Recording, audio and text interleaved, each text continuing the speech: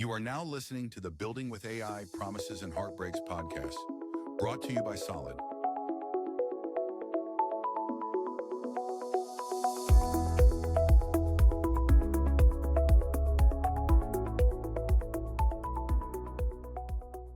Hello, everybody, and welcome to another episode of Building with AI Promises and Heartbreaks. Today, I have Reut Einav with me. Reut is the VP of Data at HiBob, but she's actually been in data many years prior to HiBob at Amdocs and Yotpo and other places, and I'm super excited to have Reut with me today. Hello, Reut. Hi, nice to be here. Thank you for Thank you for inviting. joining. So, for those who don't know what HiBob is, what is HiBob? Okay, so we started 10 years ago. We're actually celebrating 10 years now. We started as HRAS in a very cool and nice UI and functionality. We've just merged in the last 2 years into other areas around payroll. And now we've joined the CFO wallet as well. So we're covering end-to-end HR and finance, which is actually super exciting. Yeah, it's amazing. So Ronnie, the CEO, is someone I've known for a few years. We're a customer of HiBob here at Solid too. So it started from just getting that HR information, and then keeps growing and growing and growing, and it's super exciting to see. And now you've been in data for many years. You've built things, you've seen things, big companies, smaller companies, tech companies. You joined HiBob in December of 2024, which is about a year Almost, ago. yeah. Yeah. And you came in, first of all, what were you brought in to do? I brought in to fix the data, which is a very big statement. Yes. And it has many aspects to it, as we all understand. Mm-hmm. But originally, this was the case. I think that the company had amazing and great foundations that allowed it to grow and scale up to the current situation. Mm-hmm. And I think that it's not just HiBob, by the way. I think that a lot of companies are dealing with the fact that whatever worked before has problems while you're growing and scaling. And obviously, all the Gen AI, I don't know if to say bubble or not bubble, but AI brought a lot of complications to it as well. And I think that that was the main purpose, to make sure that we have a solid data infrastructure and an AI-ready interfaces as well. Today, I think HiBob is about 2,000 people, right? You're not a small crew. Give or take. Yeah, we're not small anymore. Yeah, that's a pretty big organization. If you look at like the graph of growth in LinkedIn, you see a very nice growth of of the team, of the people. Yeah. So obviously new challenges. So you came in and there was some good foundation. The company is growing. We need to now prepare it for the future. What were the problems you were looking to address at that point? I think that first of all, it was to do this initial mapping and lineage to understand what are the assets that are already there that allow the company to get to where it is and what needs to be fixed. So I think that the first month or so was around mapping and understanding what should be the strategy that we need to tailor in order to Mhm. get to those targets that I said before. And like every other companies, it was scattered all over the round between databases, between BI tools, between local assets that people held. And so I think that the first big thing was to make an understanding or get to a pattern like this or another in all of this pile of, again, amazing assets. So this was the first month. I think that when I dig in, I understood, again, what we need to do. We had to rebuild the whole infrastructure while keeping the business moving. We couldn't stop the business. So it meant that we had to work in two parallel environments, a new environment, an environment that kept coexisting with the same operation mode, with the same infrastructures. And then we had to do the migration and to shut down the old one and start with the new one. So this is what we've been doing in the last few months. Wow, that's keeping the lights running and everything flowing while at the same time kind of rebuilding everything below it is a massive challenge. So you came in, it was sort of, it grew organically, right? People added more and more dashboards and logics and things, and as the company grew, but now they brought you in to sort that out. So you did the mapping, you saw what was there, and you started building basically what, a new cleaner environment that had everything a lot more organized. Is that what you Yeah. did? I think that first I had to translate what it means to say a good data infrastructure and AI Hmm. ready, right? So Yeah. it's open to a lot of translations, by the way. And Yes. I think that whoever has been in the data field for over a decade, I Hmm. think that I mean, we used to do that before BI exploded. If you go back to, I don't know, the way that we worked in information systems, we had the cube. We Hmm. had, like a very detailed architecture, relationships, ELDs, and you could have done your slice and dice. Yes, it was just reported, no visualization, very limited because it was held by, let's say, IT or technical people. And I Hmm. think that the last decade or so brought BI tools, and then the democratization, everything opened up. So I think that a lot of companies either grew in those stages or allowed that, gave control on the basics. And I Hmm. think that this is why we went back to the basics, because this is what you need for AI, right? Hmm. We need to digest and make sure that the semantics that is talking to either an agent, a Tableau dashboard, a different BI tool, to a service, reverse ETL, they all read it from the same place. And we can't hold all the semantics, all the business logic, all the brain in scattered data assets. And this is Hmm. the state that HiBob was at. And by the way, we're not alone. Most of the companies Yeah. are like that. So I think this was the first translation, understanding, okay, what's the most important? What is our target? We're trying to build an infrastructure. Luckily, the tools that were here, either it was Fivetran, Snowflake, DBT, we had the best of breed of stack that Hmm. that is out there in the market. And yes, we started to build all of these data layers from scratch, reverse engineer every business concept, semantic metric that sits somewhere in the company. That sounds like a massive undertaking because we're basically, it grew organically so HiBob celebrated 10. So this is 9 years ago. Grew organically, dashboards and databases and people's work and self-serve and everything they do. So it's everywhere. You need to map it, you need to rebuild it and organize it for AI and so forth. It sounds massive. How, was it obviously it was not just you. So what did you need to do? Did you need to expand the team, bring in other people? Like what how did you take on something so big? So luckily, it's not me. It's my Yes, amazing team. luckily. Yeah, I have an amazing, great team actually that was also rebuilt in this time of period. And we understood that time is in the essence of here. So we could have stretched it for over a year, and usually such a migration Mhm. usually takes place more than a year. We Yeah. understood that we have a time limit of around 4, 5, maximum 6 months. And we brought in a contract. We, let's say, double down on the team. So again, a lot of good faith out of the company and obviously budget. And we had an extremely detailed plan after we mapped everything. And again, thank God to AI, we had a very clear understanding of all of this spaghetti. Mhm.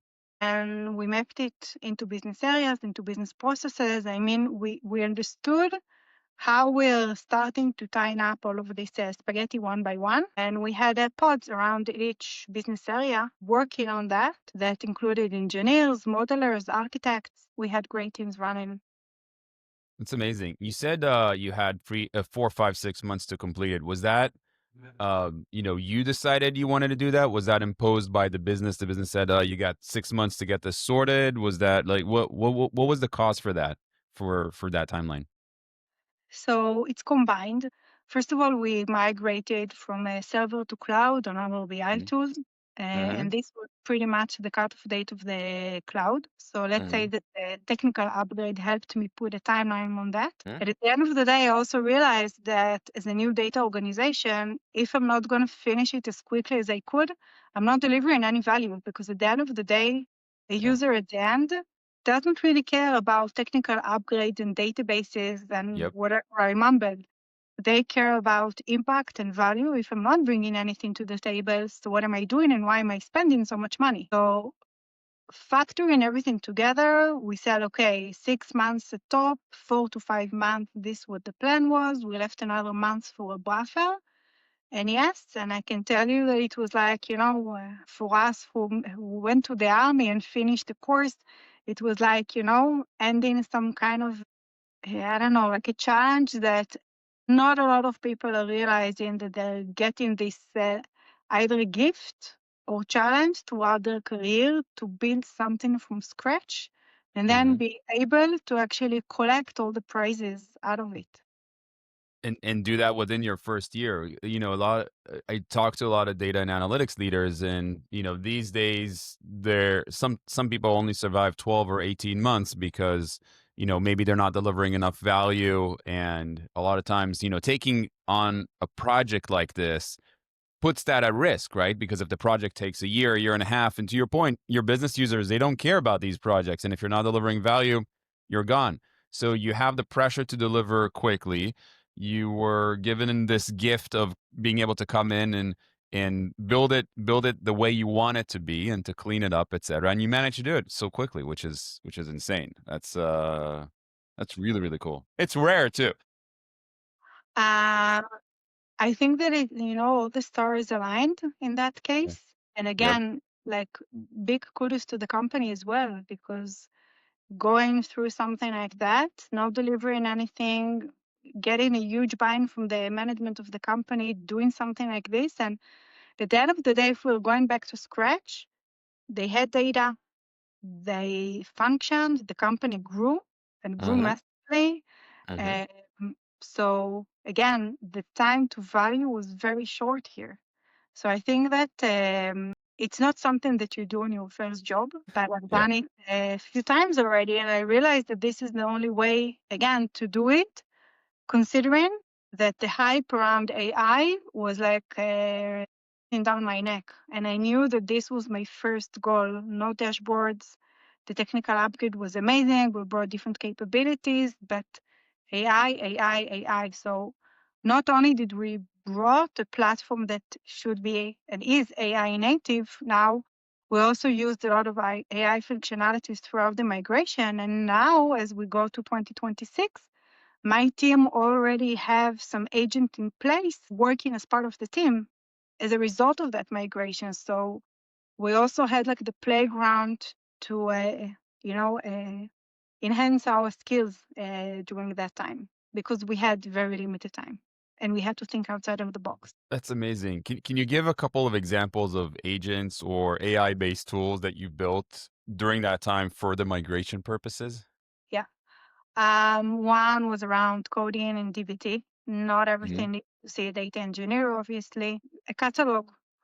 I paid in different companies very large amount of budget for catalog. Now we have an agent that is doing the catalog for you. The fact that we have a co-pilot around each business domain that helps on every new data that is arriving to enhance the data architect capabilities on what to connect to what. And this is still on traditional architecture. We haven't even brought in a vector database and looking again at advanced architecture. The lineage, which was scattered all over the place, connecting everything that we have.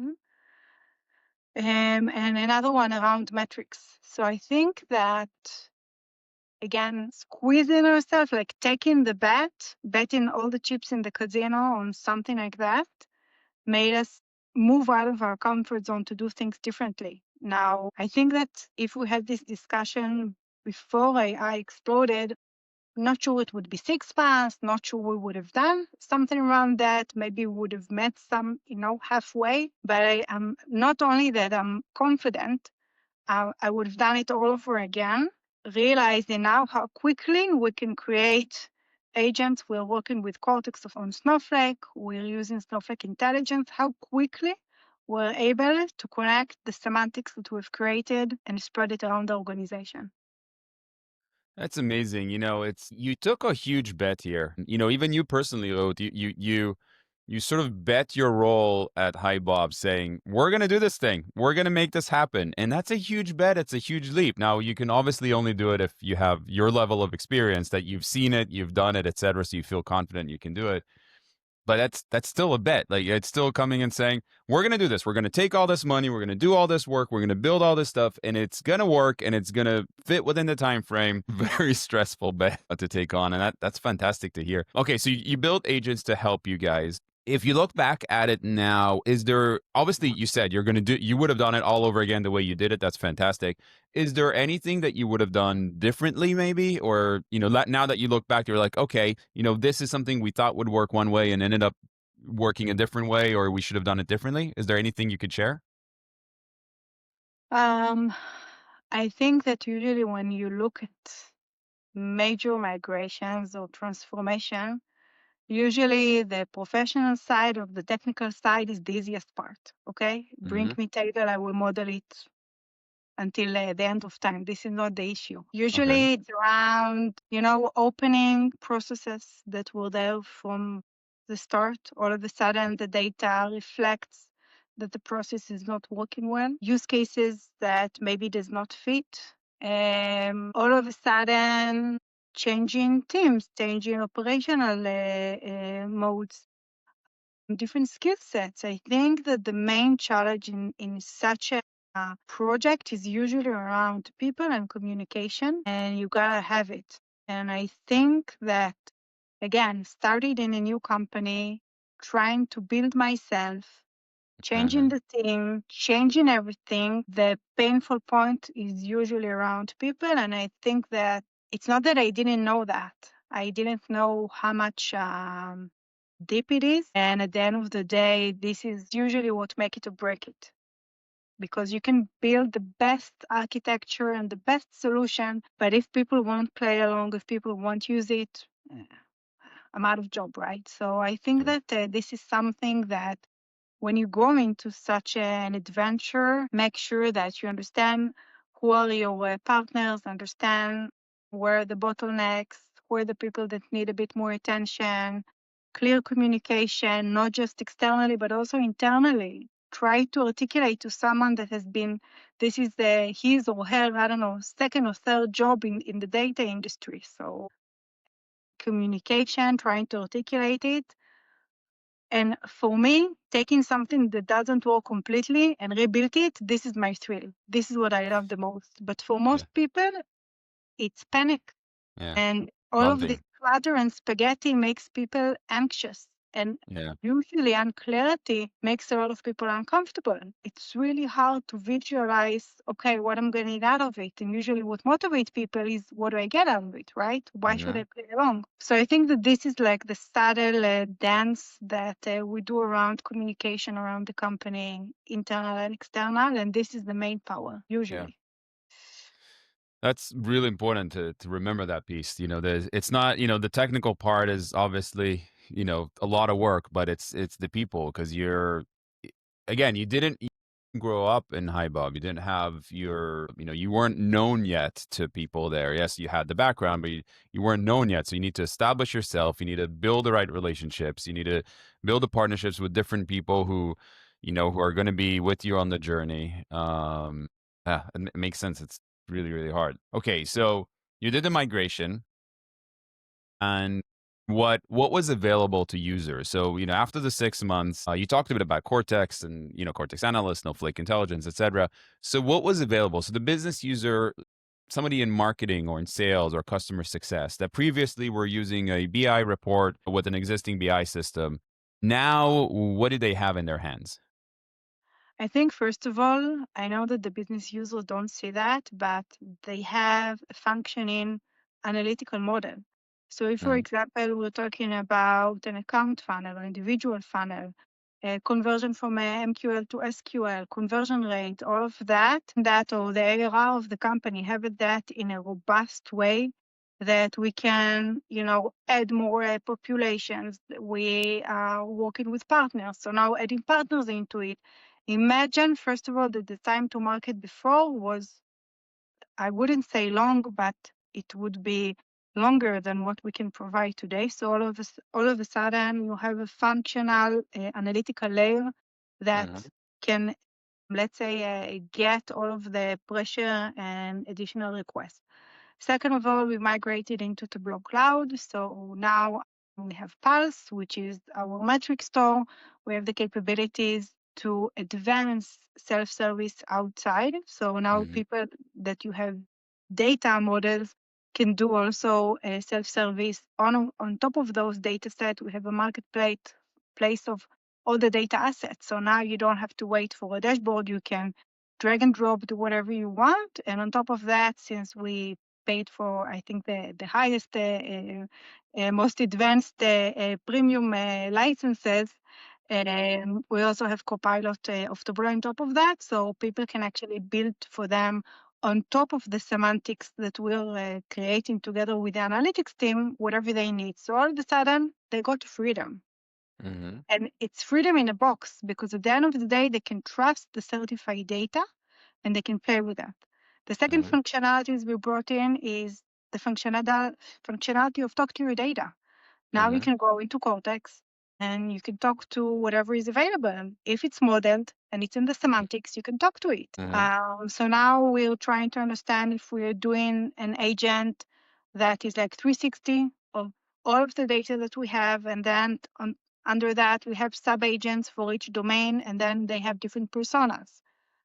And I think that the next step for us, which we're now investigating with the external tools, is to combine both of them together, because I don't think that the user at the end of the day will just want to talk to something. They still want the visualizations. And a graph in a conversational window is nice, but at the end of the day, they want to either filter, see how the graph changes, all of a sudden, slice and dice it. So I think that the combination of bringing visualization capabilities into a conversational mode, and again, having a canvas that you can build as a user that is not predefined. So today, interested in subscribe to ARR metrics, the top drivers, conversion rates, and partners, I could drop all of that into my canvas, talk to it, add some visualization. This is what I'm analyzing right now. And it doesn't matter if you're an analyst, it doesn't matter if you're a C-level, if you're a director, you have a direct access to whatever you need as the, let's say, bread and butter on your day-to-day basis. I think that on the other hand, we're trying to bring more capabilities of machine learning, focusing, and on that we're working with, again, the analytics team. So I think it's like now that we have the platform, we're trying to do 360 of all the capabilities that the business as the new business would like to consume. And it's changing everyone. So, okay, so you essentially what you're describing is you sort of built like a playground for business people that, now they can explore, they can build, they can ask questions, and, they're not going to get the wrong answers. They're not going to shoot themselves in the foot because you made sure that playground only has data, models, toys that they can use that are reliable for them to use. And so that's fantastic. And now you're saying, okay, so you can chat with your data. That's one part. You can visualize some of your data in the dashboards, but how do we marry both of those together, which is what you're exploring right now. Sorry. Just another way is that now that, because I don't know if you've read it, it's everywhere, it's very hard to miss, but we have a fantastic program called AI Mind within HiBob. Again, it's a colleague of mine within our organization and within business technologies. OpenAI did a story about us, I think in September, about the implementation. How we're democratizing AI with the company. Now, with everything that they were waiting in line as well to connect Snowflake into that. So imagine now that we have within AI Mind that already has over thousands of GPTs already in place, how now we are connecting either with an MCP data that the semantics or even just the tools of Cortex outside to a bigger AI solution. Again, either it's a service or an agent, or some of those already existing GPTs and solutions are moving now into Snowflake Cortex because they need to reside within the data. So I think that this is like doubling down on everything that is going on in the company. It's not just in terms of BI, because we already have very strong establishments on AI in the company. So I want to dig into that. So 2,000 employees, created thousands of GPTs. GPTs, for those who are unfamiliar, are these little units you can create in ChatGPT that have specific goals, specific data that they use, specific things they're trying to achieve. So your business users, they on their own, they go and create all kinds of GPTs on their own because they were trained to do it by OpenAI or themselves, etc. They are bringing in also data from Snowflake, which is your responsibility, that area, but they're also building it for their own processes. So it's this sort of ultimate situation where business users are building what they need for their work to help them, and it's the ultimate democratization. It's not just of data, it's of everything that they need. So first of all, amazing. Secondly, daunting. You're giving everyone now this thing to build their own things. What's going to happen? Right. Okay. So it sounds like that, but again, the mastermind behind it is he's great. So first of all, there is a process. Okay, you have an Yeah. idea, great. There is a playground. Take your idea, POC it, even build a prototype. Choose your LLM and see what comes out. If it brings value to the business and it ties to the business targets, okay? For example, we wouldn't do any agent, okay? Because at the end of the day, we're refactoring it, and whoever is doing the connection, the orchestration, moving it from a prototype to a productized AI is the team, is the AI and innovation team, okay? Now imagine that we're connecting it also to a live stream of data from Snowflake, which is certified data. So again, it's like doubling down on the capabilities that we can do. It doesn't mean that if tomorrow someone will come and ask for a solution that is not tied to the business targets and value, because at the end of the day, it costs money, right? We're starting to see also the costs as well. So if you've got your ROI on that, we will facilitate that. But I think that at the end of the day, we get to the point that we're looking again at democratization or self-service in a box. Business knows the best. I can't think of something better than business, okay? And none of my colleagues, by the way, in the technology domain, we can make sure that once you understand what you want, we can be your partners and we can automate it, AI it, model it, whatever, enable you to be the best at what you want. So I think that this combination, this is what we're seeing. So the business people in sales, marketing, etc., they know what they want, they know what they need. They are now empowered to build their own things, at least POCs, prototypes, experiments. They're building the things that they need. They try it. If it works and they like it and it's really impactful, they come to you and they say, okay, and I guess some other people, and they say, okay, this is really helping us. Can you help us turn this into something production, reliable, that we can use? So it's the business driving these needs. That's amazing. The business is driving that. And I think that this is like the goal, because at the end of the day, the business knows how to factor it in the day-to-day. There is also like an orchestration of training. So there are a lot of AI leaders or AI champions in the organization. So there is like also like a flow. Not everyone in the business, they talk about it. At the end of the day, whatever they can solve with their AI champion in the same unit is great. And if not, they're moving to the top. But it's like a structured way not to kill ideas and still, get to productions, those that are going to move the needle, and with the best infrastructure in place. And it was, I think that it took us like a year, like again, AI innovation and the business. And again, I think that in that perspective, HiBob is an amazing playground that once they realize, Ronnie and the other C-levels, that there is a great idea and they know where they want to get to, giving the freedom to people in their places to do what they know to do best.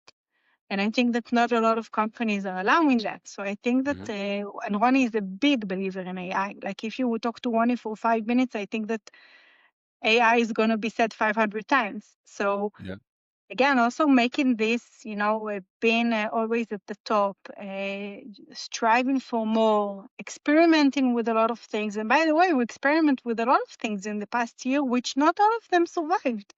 And it's okay to be in that place of innovation. And then not everything is filtered out to capabilities, but this is an amazing place to be at. So yeah, this is the goal, That's to move forward in this area.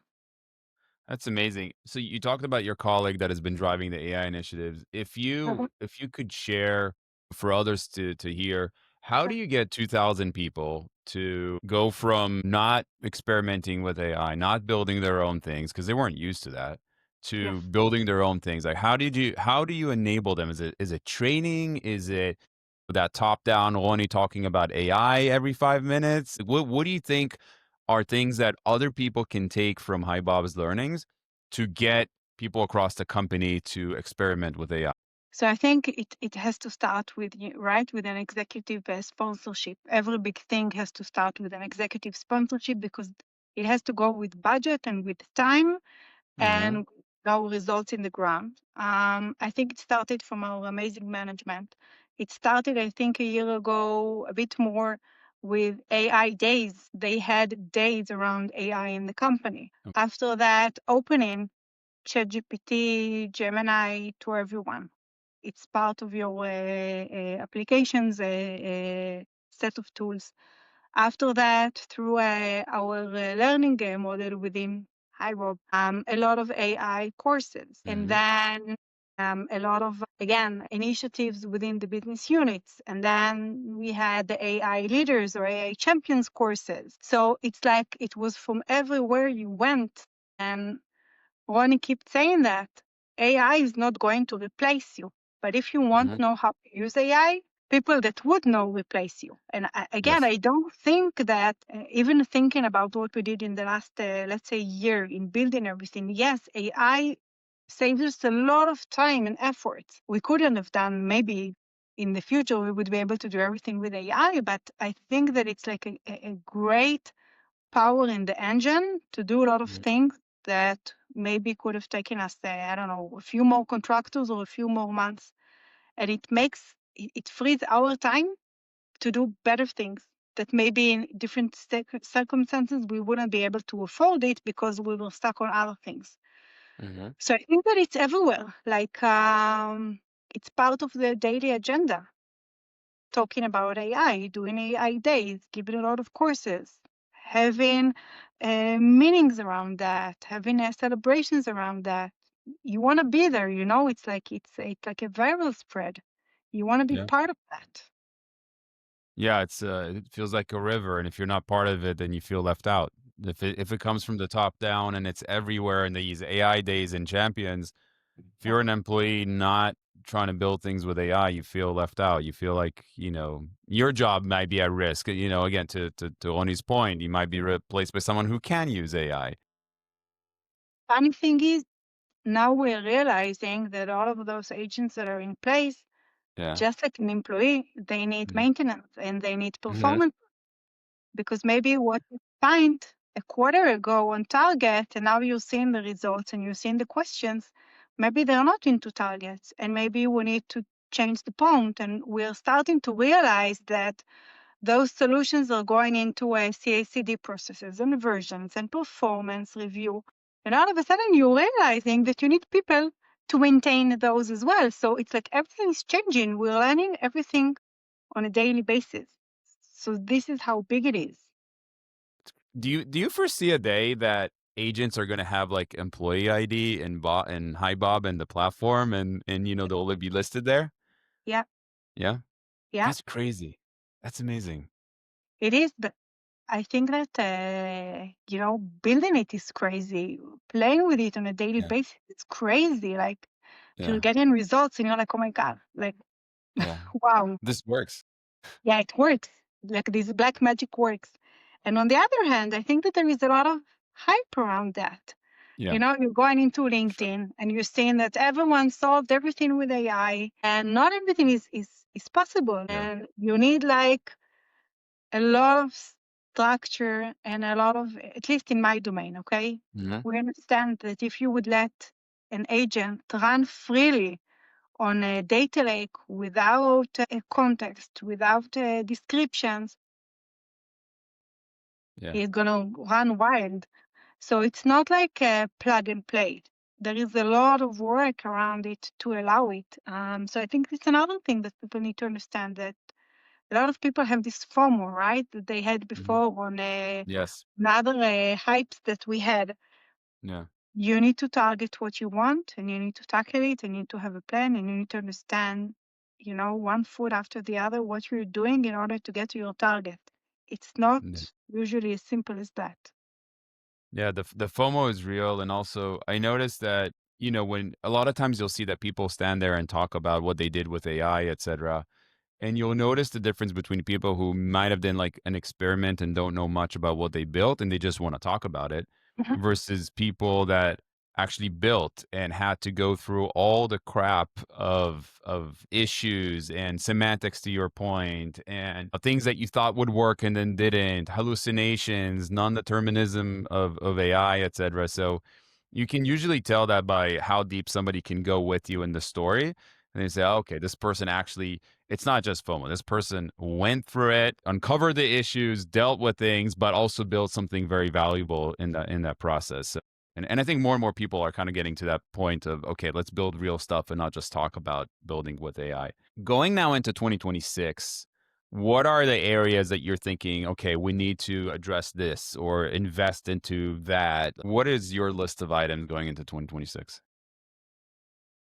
2026 is 12 months. I'm looking just 3 months ahead.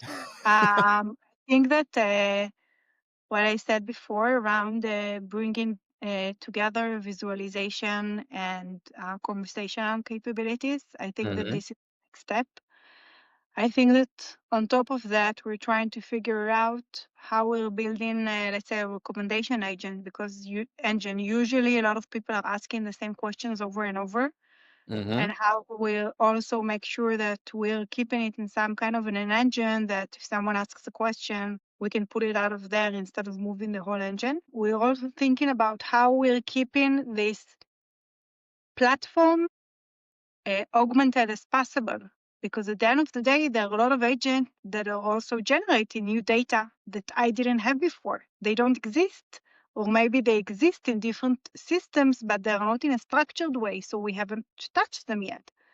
So how do we bring in all of this new generated data, going through the funnel, trying to see how we're modeling it as soon as possible, bringing it into the semantics, like how all of this stack is alive all the time, bringing the value that we need to bring to the end user. And I think that this is what bothers us the most, because there is a lot of data on a daily basis that is being generated, and it's just lying on the floor. Yeah, so it's a lot of times people think about how do I take the data I have in the data warehouse and so forth and make it available to AI. What you're saying is now people are using data with AI and other things with AI that is generating data. That data I want to capture and learn from and build on top of, because now employees are generating new data that we didn't have before and could be valuable. Do you know That's how amazing. much data you can extract from a phone call with a customer or with a Yeah, prospect? yeah, The amount of data that now we're able to take out, sentiment, structure, descriptions, targets on specific products, like it just sits there. And yeah, we weren't be able to touch it before. PDFs, even screenshots of dashboards that today you yeah. can read and bring it back to your semantics. I think like it's endless, and we're looking at that just for the next few months. It's not even the full 2026, because we don't know what we don't know yet, right? But Yeah. I think that this is like if I'm looking at it on 3 level internally to my team, I want to make sure that the data organization is augmented. On the Hmm. other hand, what better value tools will bring into the business to have a better self-service experience, putting them in the same place, one-stop shop with all of the capabilities we can offer. And then within new technology that we don't even know what we don't know, right? So It's exciting. It's it really is, exciting. again, if you're taking Xanax on a daily basis, it's exciting. Yeah, but Exactly. Yeah, I know what you mean. It's to live within and experience, again, like now you're building everything from scratch. And if you yeah, don't get up in the morning and think about it and understand, can you bring it? You're missing stuff, like it's on a daily basis. So I know what you Yeah, mean. This is so Solid is not my first startup, but I can say that it's completely different this time around. Everything is faster. You need to run faster, build more. The bar is higher. It's taking Xanax on a daily basis. That's a good one because every morning you wake up and you're like, okay, we got to get all this stuff done, and customers are expecting more and more, and the bar goes up, and just like your business users can build their own things, customers of ours in the data and analytics world can build their own things. And then the question is, okay, if they're building their own things, what are going to be their challenges? Where are they going to need our help? And at the yeah. same time, everybody has FOMO. So everyone I talk to, they want to do AI with their data. And some people know how to do it and have gone through the journey recently, like you. And some people are saying, okay, we want to do it, but how do we go about it? And everyone is stressed. Everyone has this, okay, we need to get this done. So exciting and crazy at the same time. We'll probably look back at this in 10 years and be like, wow, we were crazy. But I for think now that it's fun. this is what we need to remember, that everything changes. Yes. Technology that changes, it's now the users. If we saw Hmm. the shift moving from technical people to analysts in business, and now all of Hmm. a sudden it's even shifting more. It's not even analysts anymore. It's the actual Hmm. end user at the end. So even the consumers are changing themselves, like the capabilities are changing at the end of the road. So it's not just technology, and all of a sudden, like you said, how you're enabling the best experience at the end and how you roll it back. Yep. And every time, like something else changes. So one time it's technology, one time it's people, and the skills that people are coming within today are like amazing. Yeah. So I think that this is like, if we're looking at people, processes, and skills and technology, this is like the triangle that you keep moving like in on a daily basis, understanding, okay, where do I need to balance now? Yeah, Exciting. it is. Super exciting. So I know we're almost at the end of our episode. So what I do towards the end is I ask a few questions. It's a lightning round. So I'm going to ask you a question. You're going to try to answer as fast as you can, whatever comes to mind, and then I'll ask you why you answered that question. Super easy questions. It's just four of them. You ready? Yeah, Cool. Okay. So easy. AI tool you can't live without. Gemini. Gemini. Okay. Why Gemini? Why not ChatGPT, Claude, or 99 other tools? I don't know. I think I'm just connected to it. Yeah. Yours too. Also with the capabilities, the studio that they just came out with, and Nano Banano, and all of that, like it's like a one-stop shop. And I Mm-hmm. think that this is my go-to. Mm-hmm. After that, it's between Claude and ChatGPT. But Gemini is Okay. open on my laptop. Crazy. Okay. Cool. Um, an AI myth you'd bust in one sentence. I have a lot. I actually made a sweatshirt to my team. Oh, really? No AI can fix bad data. This is our Okay. slogan. Okay. So AI can't fix bad data. It's, you need to solve that first, Yeah. or partially. Yeah. Favorite book, podcast, or resource for builders? Wow. Um, so many. I can choose. Why do I have to choose?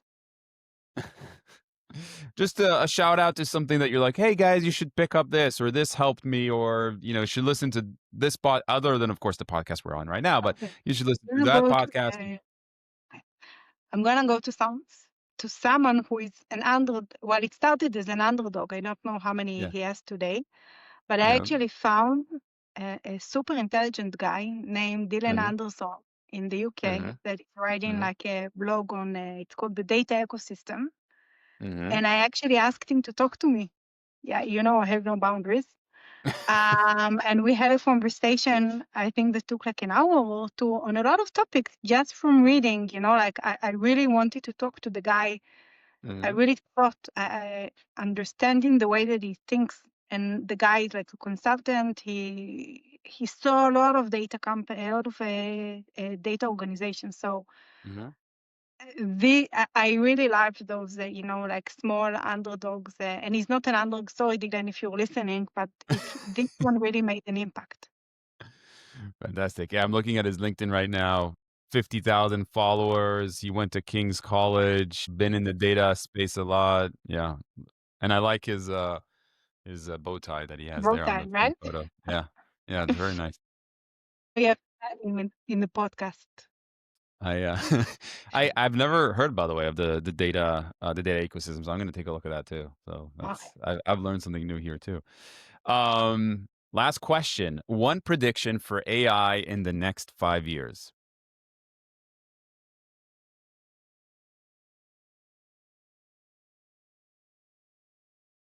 It's hard. I think it relates to the question that you told me before. I think that agents are going to be part of the teams and the org structures. I think that it's inevitable. It's going to happen sooner or later.